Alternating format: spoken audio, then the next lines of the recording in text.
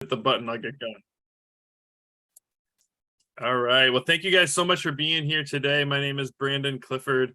I'm the Senior Vice President of Franchise Development here at HomeWell Franchising. So really excited to share this webinar with you guys today. As usual, this is our Friday Discovery webinar where we go through some sort of a relevant topic to you guys during your franchise due diligence process.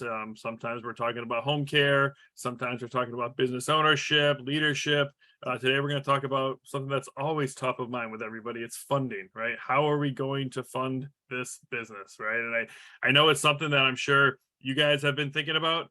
It's definitely the most common question we get all the times. And, all the time, whenever we're working with candidates, some of the questions people ask is, how am I going to pay for this? How do other people fund this? Is funding available? How can I get a loan? What are the requirements to get financing? So while today, I'm not going to be able to solve all these riddles and answer all these questions for you guys. Hopefully I'll at least open up the possibilities for you, and then I encourage you to reach out to your franchise development consultant. We can get you connected to a lender or a lending broker as well, who can shop around different options for you and come up with a solution that fits you, because ultimately the answer to all these questions are, it depends. Or what would you like to do? Because everyone's situation is unique and different, right? And I think that's one thing about business lending that you'll learn is it's not as clear cut, straightforward as like getting a home loan. And there's always the opportunity to kind of mix and match different products. So I'm going to go over kind of the 4 top methods that we see that people are getting funds, at least for HomeWell. There's probably other products out there as well, and I encourage you, like I said, to get in touch with your franchise development director. We can connect you. We work with some great lenders, Sebastian at Orange Fi, or Fran Fund is one that we work with quite a bit. Guidant Financial, Benetrends. There's a lot of them out there. Ultimately, it's about finding someone that you feel comfortable with, sharing your personal information that is going to look out for you and for your best, put you in the best position possible. But let's at least whet your appetite today and give you an idea of the 4 most common lending options that we see out there. All right. And so I'm going to get started with one that I'm sure everyone's heard of. It's called SBA loans, right? So who hasn't heard of the SBA? In loans that stem from the Small Business Administration, they're definitely one of the most common forms of financing you see out there in franchising. They can be really small, 100,000, 150,000, then go all the way up to 5 million. So that's why there is such a prevalence of them out there. But really the main reason that some people don't know, a lot of people don't know, is that the SBA actually they don't provide loans. They don't give people loans. Okay. The money doesn't come from the government. It doesn't come from the SBA. What they do is they insure the loans for the banks. That's why banks like to do SBA lending. So the SBA, the government, encourages banks to lend to small business owners. And then as long as you meet the qualifications and you do all the documentation, the government will actually insure up to 75 to 85% of the loan for that bank. So that's really attractive to a banker, right? If they no offense to any bankers on the call today, but all the bank really cares about is that they're going to get their money back, right? They're going to get paid with some interest. That's how they make money, right? So to have something that 75% guarantee, of course they want to move that direction. Is it going to be the best fit for you though, for a HomeWell or for whatever business investment you choose? Maybe so, maybe not, right? That's why you got to look at your options. So kind of down and dirty, pros and cons of an SBA loan, right? Obviously they can be very cost effective. They have a fixed term, so it's easy to set your budget. And oftentimes they're longer terms. You can get a 10 or a 12 or a 15-year note on an SBA loan sometimes, depending on the size of the loan. So it can be affordable. There's usually no early prepayment penalty. So it's a really nice way to get working capital, whether it's to buy a building or working capital once you've opened your doors, so you can grow your business. Now that's obviously, not just all sunshines and rainbows, right? In order for the government to guarantee this loan, one of the biggest pains I see about SBA lending is the time it takes to fund it. They want you to jump through hoops, and give them everything, your pint of blood, firstborn child, to document that this is going to be a sure thing, right? So, it can be a slog to go through the SBA process. And it's also kind of like a chicken or the egg type scenario a lot when it comes to SBA lending, where they actually want to see you have a signed franchise agreement, a funded franchise fee, a lease negotiated, your deposit, first, last security of your lease done, your business insurance, your business licensing. You have to do everything to get your doors open, prove to the SBA that your doors are open, and then they're going to give you the loan, the money that you wanted to use to fund your franchise fee, find your location, do all the things, so you kind of you have to have capital no matter what when you're doing SBA lending. So for a business investment that's around our size, 150 to 220,000, in that range for a single territory, you're still going to have to put out of pocket 30, 40, 50% of that. Especially because the SBA wants to see you typically it's somewhere between 10 and 20% down cash injection. And then they want to see up to 50% liquid in a bank somewhere. So if you're only looking to try to get 100, 150,000, you're already out of pocket for 50, 75 technically at that point. Is it really the right solution? That's up to you guys to decide. Now, I mean, if you're looking at multiple territories, if you want a growth plan, SBA lending can be a nice solution, or as an add-on to some of these other lending options that we're going to talk about here in a minute. So eligibility for an SBA loan, it changes quite a bit, but typically you have to have, this says 640, but I think that's kind of outdated, and you really would need to have a 700 credit score. You do typically have to have personal collateral required of some sort, something that you can use, whether it's a home or a 401k, some sort of asset that it can be tied to. They want you to have industry experience, but a franchise oftentimes will check that box off for you if you're going with a franchise company. They also want to see that you're not going to have to, rely on the business you're not going to drain funds from the business. They're going to have their $2,000, $3,000 a month payment, whatever it is. And, and they want to make sure they're going to get that. So at least for the first year, they like to actually see that you have a secondary form of income. So whether it's your spouse working, that covers your personal income, or it's another job that you currently have that you're not going to leave for a set period of time. And like I said, they also want to see the 20% down, and then typically about a 30%, cash in the bank in an easily liquidatable fund somewhere as well. So we're going to go on to the next one here next to, and we can come back and if there's questions, I guess, about each one, we can talk at the end.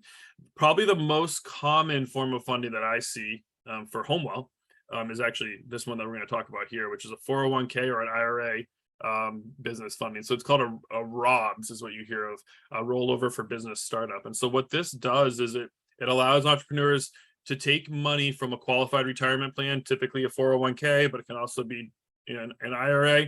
And then you set up a C corp or an S corp, and you put together a qualified retirement plan for that company, right? And then you roll over your funds from one retirement plan into the new one. Okay. So basically you're structuring your business to now it has a retirement option for yourself and for your employees.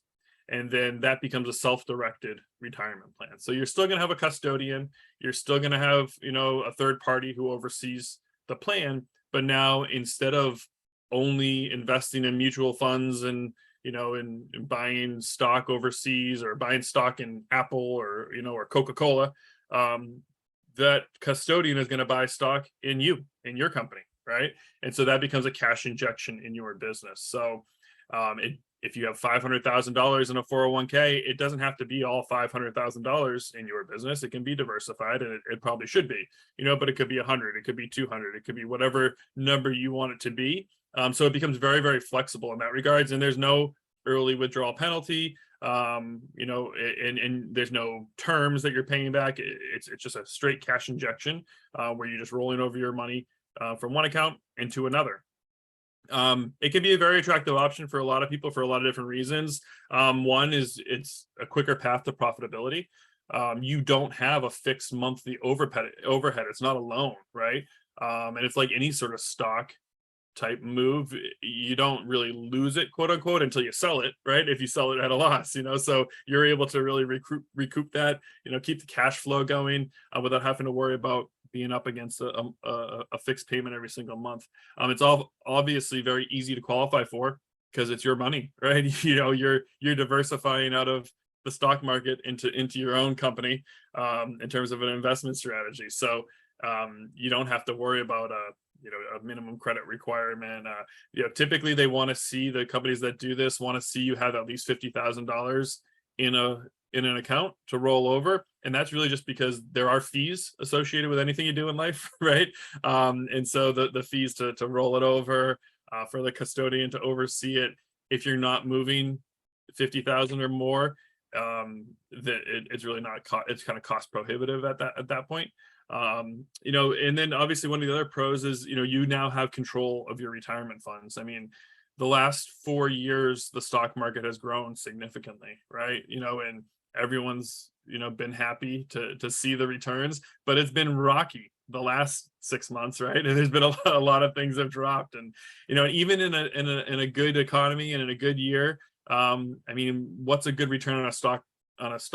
6, 10, 12% maybe, right? Something like that. But I mean, when it comes to business ownership, you could literally open a HomeWell from somewhere, according to our item 7, 96,000 to 220,000, right? And then someday resell that business, for a multiple of your earnings, right? And I mean, we've had owners exit our system with pretty high returns. And that's not something you can do with a stock. Very rarely are you going to buy a stock that's going to be able to multiply by 10x over a 10-year period, right? But again, not everything is perfect. So let's look at some cons of the 401k rollover. There is a lot of ongoing maintenance you have to do, right? So there's going to be a monthly fee. You have to, have an annual filing with the IRS, the Department of Labor, to make sure it's all in compliance. And that it can just be arduous and time consuming. Something that a lot of people aren't really interested in, so what I have seen is people who go this route, typically it's a minimum of 18 months. You have to keep the retirement plan set up the way it is, but then you can also convert it back to a traditional retirement plan after that time period's over, and then you get rid of all those extra requirements too. So that's a really good option that I'm seeing a lot of people go for these days. Again, eligibility for something like this it's nominal. That's one of the biggest pros. There's no minimum credit score required, no down payment needed, of course. The only real requirement, and it's also up to you though, is that they want to see you have about 50,000, because it costs about like $5,000 or so total all in, depending on the company you use. I've seen it as low as 1,500, to be honest with you, to get it up and going. But typically you're going to pay about 5,000 out of pocket to get this account set up and maintained for the first year. So I know I'm going fast, but this is being recorded, like we said. So the next one here, that actually this year we've seen several people utilize this strategy because the equity in people's homes right now is through the roof, right? And so a HELOC is a great option for a lot of people who are sitting on a nest egg that they invested in many years ago. And why not utilize that, tap into that resource to grow your wealth, right? By expanding and diversifying into business ownership. So, what's cool about a home equity line of credit is it's also revolving, so you can pay interest only if you need to at the beginning. Your interest can vary at times, right?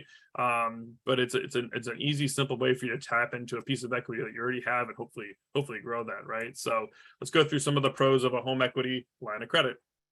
Pros would be, it's typically affordable.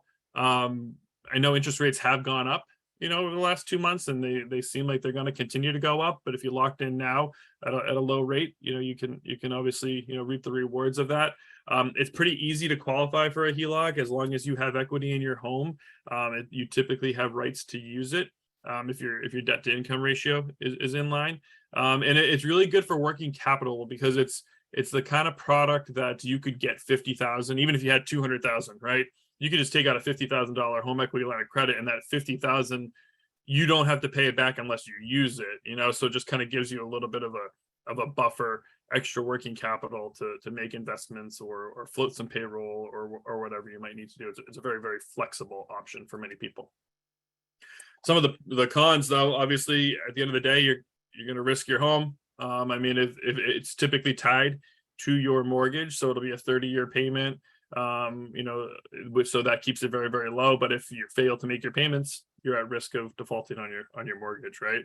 And then sometimes there are some hidden costs and fees, even like a inactivity fee. You do take out a line and then you don't use it. Sometimes you don't see the little fine print. It says if you don't take out this much, if you don't use this much a year, we're going to charge you. Kind of like a credit card fee that you see sometimes. So you want to be careful of those things if this is the route that you're looking at. To make sure that you're not, even if it is only $70 a year or $100 a year, like why throw that out the window if it's not needed, then don't tap into it for sure. To get a home equity line of credit, like I said, that's one of the pros is it's typically a pretty easy loan product to qualify for. You do need to have about 15% equity at least minimum in your home in order to make it worthwhile.